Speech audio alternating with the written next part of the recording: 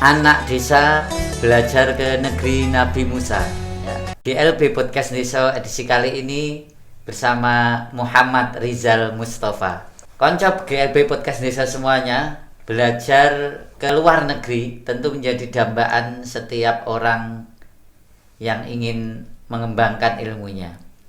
Termasuk juga para santri tentu belajar ke Universitas Al-Azhar menjadi salah satu tujuan belajar terfavorit para santri negeri ini.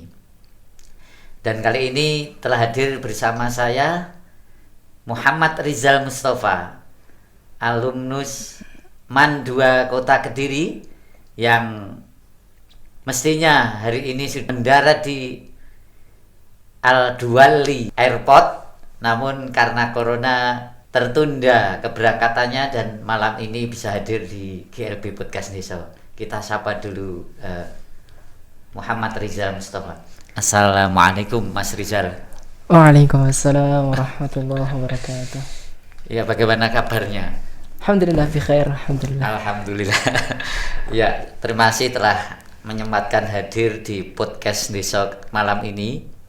Mudah-mudahan meskipun keberangkatan ke Kairo tertunda ini tidak mengurangi semangatnya untuk belajar. Insyaallah. Dan kami yang ada di Indonesia tentunya menanti para alumni yang sedang berkutat dengan ilmu di manapun untuk mengembangkan ilmunya, untuk mengabdikan ilmunya untuk kebaikan negeri kita ini. Nah, Mas Rizal, bagaimana perasaan Mas Rizal setelah dinyatakan diterima di Universitas Al-Azhar? Ya, bismillahirrahmanirrahim. Kalau perasaan saya sendiri ya, awalnya pasti ya tidak menyangka kok bisa anak desa itu kan mencoba tes ke Al-Azhar, kok tiba-tiba ada pengumuman begitu ya kan, kaget juga kan, harus sedih apa senang gitu kan. Tapi ala kulli hal ya mungkin ini nikmat lah yang diberikan oleh Allah Subhanahu wa taala kepada saya pribadi. Alhamdulillah. Ya senang pasti ada dan sedih pun pasti ada, seperti itu. Senangnya karena punya kesempatan iya, belajar di sana, sedih harus berpisah dengan orang tua. betul gitu, seperti itu. Tentang belajar ke Al-Azhar ini, apakah memang menjadi cita-cita sejak kecil atau muncul kemudian setelah mungkin mendapat inspirasi dari guru atau dari mana begitu ya? Iya. Awalnya saya tidak punya cita-cita untuk kuliah di luar negeri, itu tidak ada. Namun setelah saya masuk di MTS, ketika itu kelas 8 ya, kelas 2 sanawiyah, saya mendapati kakak kelas saya dan juga tetangga saya ya sudah sejak kecil saya main sama dia, itu tiba-tiba dapat kabar kalau dia itu berangkat ke Al-Azhar, berangkat ke Kairo. Saya tanya kepada dia, bagaimana kok bisa dan lain sebagainya. Akhirnya kok, wah boleh juga nih, coba gitu kan. Ya akhirnya mulai saat itu saya meniatkan diri saya untuk melanjutkan studi ke Al-Azhar, seperti itu. Tentu dengan disertai persiapan. Betul. Kan kalau di sana minimal bahasa Arabnya juga harus sudah mumpuni. Nah, tentang persyaratan ini sebenarnya apa saja untuk bisa diterima di Al-Azhar selain administrasi tentu ya, tetapi mungkin yang lebih bisa jadikan acuan, mungkin teman-teman nanti yang nonton, ternyata kuliah di sana enak juga, atau apa saja persyaratannya? Kalau persyaratan secara khusus ya, yang jelas karena di sana itu adalah negeri Daulah Arabiyah, yang jelas kita harus mempersiapkan bahasa Arab kita, karena tidak mungkin ketika kita belajar di negeri Arab kita tidak bisa bahasa Arab, kan tidak mungkin. Itu bahasa Arabnya harus dikuasai, minimal dasar-dasarnya, nahwu sorofnya itu ada, seperti itu. Ataupun kalaupun nanti praktek, nanti kan bisa di sana gitu kan, bersama masyarakat sekitar di sana.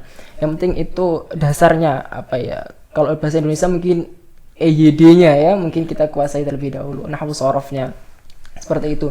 Terus yang kedua yang jelas adalah hafalan Quran dari pemerintah Indonesia sendiri itu minimal itu 2 juz hafalan Quran. Iya. Itu dari pemerintah Indonesia.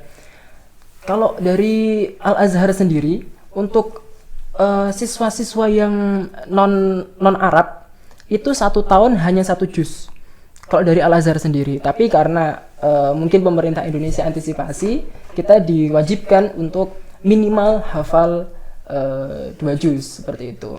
Jadi bahasa Arab dan hafalan Qur'annya. Betul, ini, betul. Ini teman-teman, misalkan anak-anaknya atau para orang tua menginginkan, wah anakku biar kuliah di sana, maka dipersiapkan mulai sekarang bahasa Arab dan hafalan Qur'an. Betul, betul. Tentang bahasa Arab ini Mas, kan tadi saya baca biografi ataupun CV Mas Rizal ini lulusan SDN Bawang 2. Ini teman-teman yang di Bawang 2 pasti ikut bangga sini.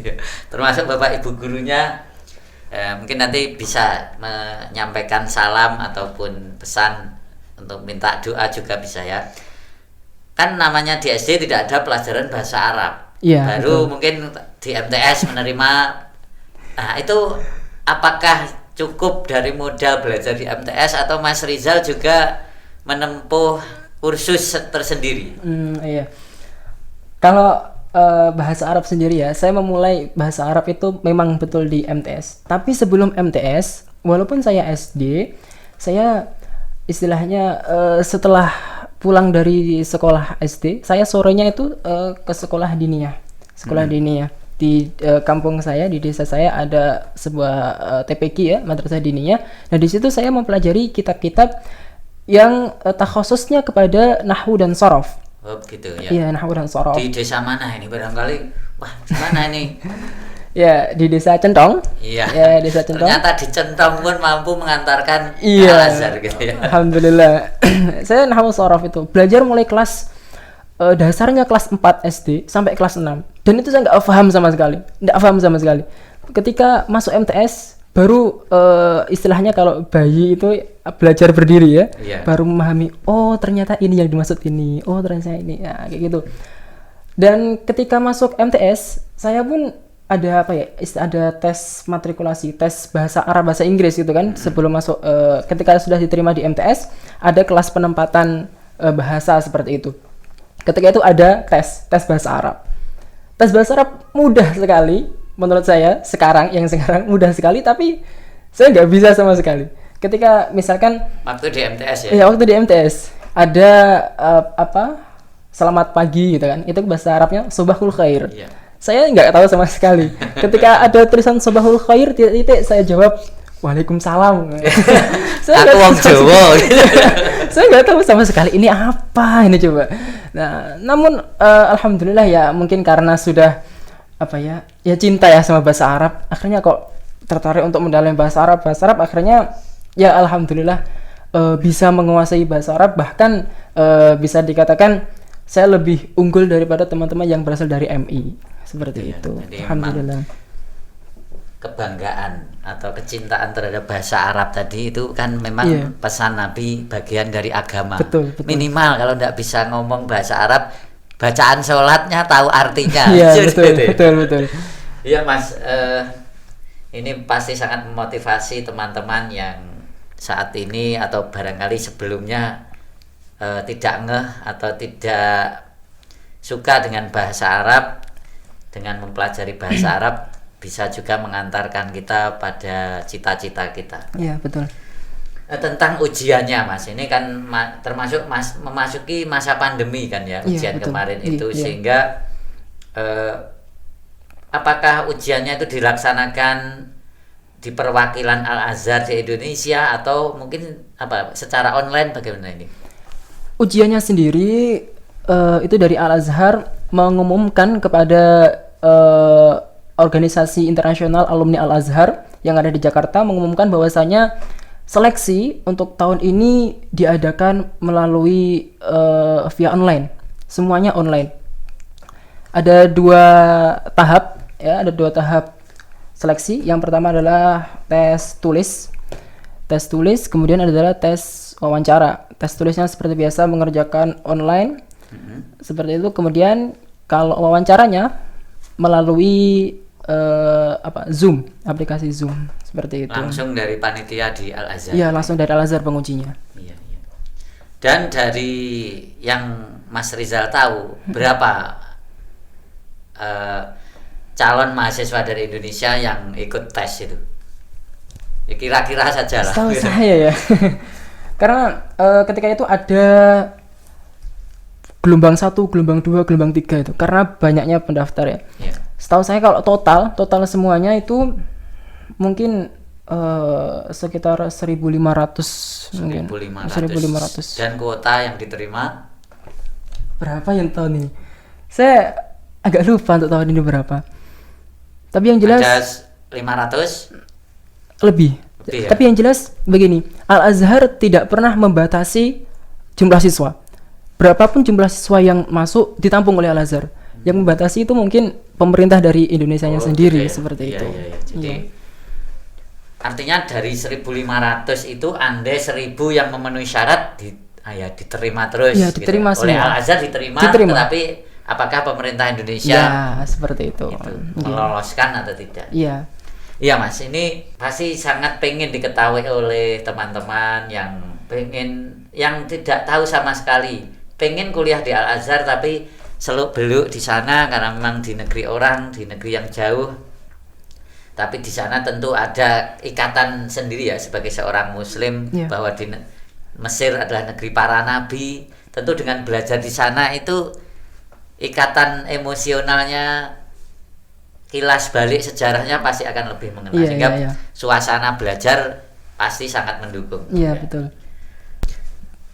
Jurusan yang diambil Mas kan tentu yang terkait dengan keislaman ya, tetapi kan ada fakultas-fakultas yang dituju. Kalau Mas Rizal sendiri memilih fakultas apa? Kalau saya fakultasnya di Fakultas Usuluddin, jurusannya di jurusan ilmu hadis. Ilmu hadis. Iya.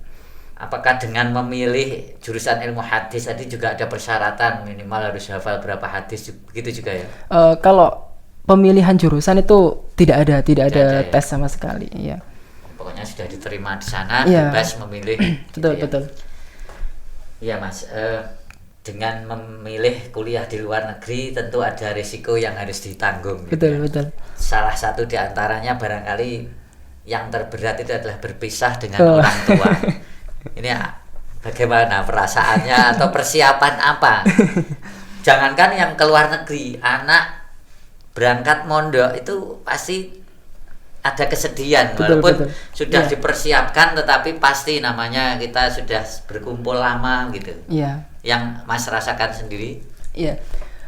Jujur ya, saya ini bukan tipe orang yang suka main. Jadi saya tuh anak mama. Iya, anak rumah ya. Nggak pernah pisah sama orang tua sama sekali. Saya baru merasakan benar-benar pisah dengan orang tua itu ketika saya masuk di Ma'had MAN.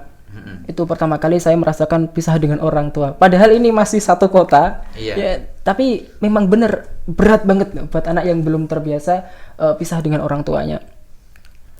Yang pasti ya siap tidak siap harus siap gitu kan menerima seperti ini. Ketika kita keluar negara, otomatis harus menyiapkan dari segi emosional dan segi psikologi juga.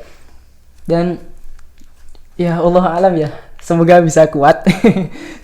Tapi yang jelas pengalaman saya pribadi ketika saya masuk Ma'had MAN itu memang benar 1 pekan, 2 pekan, bahkan masih 1 bulan itu masih pengen pulang gitu. Masih apa istilahnya pengen pulang ya. Bohong enggak aja. Iya. Homesick gitu ya. Masih pengen pulang gitu pokoknya. Ya seperti itu. Dari orang tua sendiri belum terbiasa melepaskan, maka sering dijenguk gitu. Iya, sering dijenguk. Bahkan dibawakan makanan. Iya, makanan dan sebagainya seperti itu. Ya yang namanya anak mama seperti itu. Tapi kan nanti kalau saat sekarang misalkan kangen dengan orang tua itu kan bisa call dengan aplikasi Zoom misalkan itu kan bisa. Jadi benar. Saya kira untuk mengobati kerinduan pasti ada caranya gitu ya. Iya betul. Kalau secara biaya sendiri, Mas? Kalau biaya itu ketika kita dinyatakan lolos itu ada yang namanya mediator. Mediator itu ibaratkan yang menjembatani kita pemberangkatan ke Al-Azhar. Biaya itu mediatornya dari apa? Dubes atau ada dari teman-teman yang alumni Al-Azhar itu membuat sebuah bisnis seperti gitu, itu ya. Itu biru gitu ya, seperti semacam biru seperti itu. Nah, untuk biayanya itu tergantung dari mediatornya masing-masing. Ada yang mahal, ada yang murah seperti itu. Tapi rata-rata setahu saya itu rata-rata tidak jauh dari angka 15 juta. Tidak jauh dari 15 termasuk juta. Biaya pemberangkatan. Iya, itu sudah termasuk biaya tiket, kemudian biaya biaya hidup 1 bulan pertama, dan juga biaya biaya penerjemahan ijazah, penerjemahan paspor dan lain sebagainya. Ijazahnya ditranslate. Iya, ditranslate. Itu 15 juta. Iya, kalau demand sendiri, Mas, demand 2 ini kan baru-baru ini saja saya mendengar. Saya tidak tahu sejak kapan ada kelas persiapan, ternyata ada jurusan khusus keagamaan. Iya. Bagaimana ini? Jurusan keagamaan di MAN ini seperti apa? Kalau jurusan keagamaan sendiri itu sebenarnya sudah lama ada. Namun di tengah perjalanannya keagamaan ini dihapus. Gitu, ya. Kemudian baru muncul lagi kelas agama itu tahun 2014. Itu baru muncul lagi kelas agama. Nah, di dalam kelas agama ya namanya kelas agama ya. Sama kayak IPA, kayak IPS. Kalau agama ini jelas takhususnya atau pembelajaran yang ditambah adalah pembelajaran keagamaan. Seperti kita belajar ilmu tafsir, kita belajar ilmu hadis, kita belajar usul fikih dan lain sebagainya, seperti itu. Iya, sehingga atau memang dari MAN sendiri juga ada kerjasama dengan Al-Azhar ada ya? Tidak ada.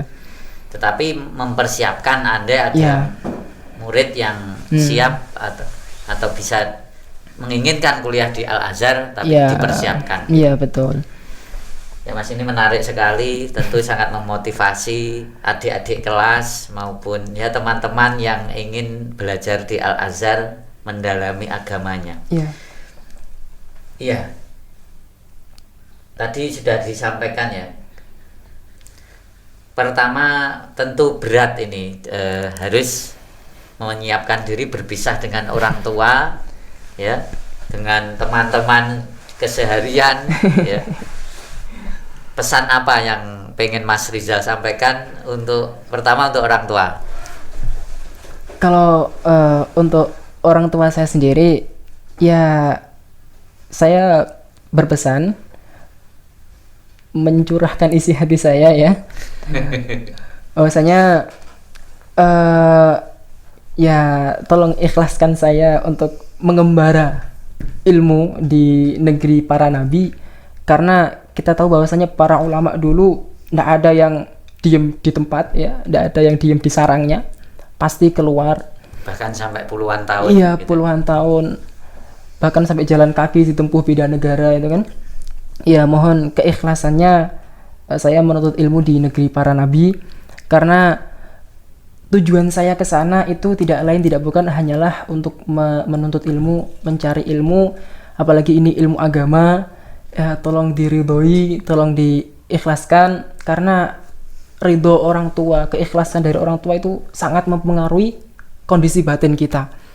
Kalau orang tua itu istilahnya masih gandoli, ya masih berat, maka kita di sana pun nggak bisa belajar dengan tenang seperti itu. Maka tolong ridhoi saya untuk belajar di negeri para nabi. Ya, semoga dilancarkan semuanya seperti itu. Amin ya. Yang kedua, kepada para guru, tentu ini satu tangga keberhasilan. Kita masih butuh perjuangan yang panjang, tapi ini adalah satu tangga keberhasilan. Kita bisa belajar di tempat yang banyak orang idamkan. Pesan apa atau ucapan apa yang ingin Mas Rizal sampaikan untuk para guru yang mungkin sejak SD? buat guru-guru saya, guru saya sejak di SDN Bawang 1, kemudian guru-guru saya di Madrasah Diniyah di TPQ di Desa Centong, guru-guru ngaji saya, guru MTS, kemudian guru MAN dan guru-guru yang lain.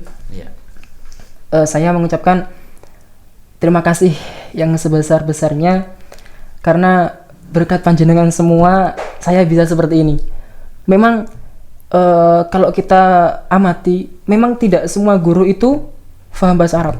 Tidak semua guru hebat, tapi semua orang hebat terlahir dari seorang guru. Maka sehebat apapun kita, setinggi apapun ilmu kita, kita tidak akan bisa mencapai titik seperti ini kalau tidak ada bantuan dari guru. Walaupun guru itu hanya mengajarkan A, B, C, D, bata dan sebagainya. Maka saya mengucapkan terima kasih yang sebesar-besarnya kepada guru-guru kami yang telah sabar mendidik saya pribadi.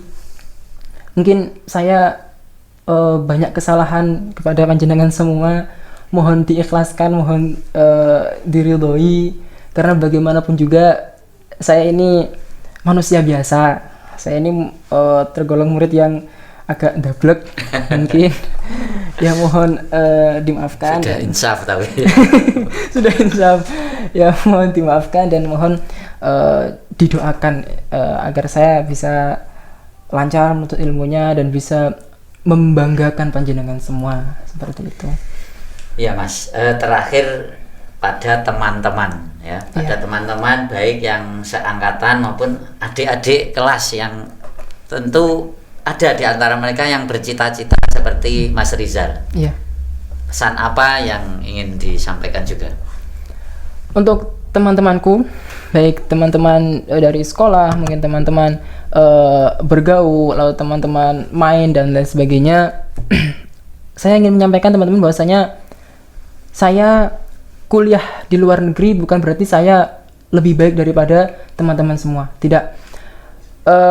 Kita mengetahui bahwasanya keilmuan seorang, keberhasilan seorang itu tidak diukur dari lembaga mana dia itu berasal, dari sekolah mana dia berasal, atau kemana dia akan menuntut ilmu. Tidak dari itu. Tapi semua itu tergantung pada ijtihad kita, kesungguh-sungguhan kita dalam mencari ilmu. Kita sekolah di Indonesia, walaupun sekolahnya swasta, tapi kalau kita bersungguh-sungguh, maka semua itu akan berhasil.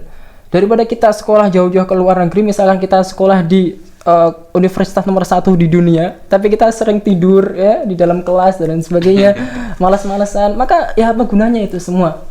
Maka saya menekankan teman-teman bahwasanya saya kuliah di Al-Azhar bukan berarti saya lebih baik dari teman-teman semua. Tidak, semua orang bisa, semua orang punya keahliannya masing-masing, semua orang diciptakan berdasarkan porsinya masing-masing. Jangan berkecil hati teman-teman. Buat teman-teman yang mungkin masih ngerasa kok aku bahasa Arabnya jelek banget ya gitu kan. Sama teman-teman, saya dulu juga merasa seperti itu. Tapi ayo kita tanamkan rasa cinta kepada bahasa Arab. Ayo kita latih terus agar kita mencintai bahasa Arab. Dengan seperti itu kita akan menemukan satu titik yang kita akan menyadari bahwasanya wah, bahasa Arab ternyata tidak sesulit yang aku bayangkan gitu. Tidak ada kata sulit. Iya, tidak ada kata sulit, betul. Gitu. Kata sulit adanya dalam bahasa Indonesia gitu. Ya, seperti itu. Ya, terima kasih Mas Rizal sudah memberi motivasi kepada teman-teman di Kediri khususnya, yang mungkin punya cita-cita untuk mengembangkan diri, menuntut ilmu di negeri para nabi, di negeri Mesir. Mudah-mudahan Mas Rizal nanti bisa istiqomah, bisa kerasan di sana dan pulang membawa ilmu yang bermanfaat. Amin. Tentu nanti ditunggu kiprahnya berikutnya untuk mengabdikan ilmunya kepada lingkungannya, kepada masyarakatnya, utamanya kepada agama kita ini. Terima kasih, semoga sukses. Amin. Kita akhiri dialog ini, mudah-mudahan ada hikmah dan manfaatnya. Amin. Assalamualaikum warahmatullahi wabarakatuh.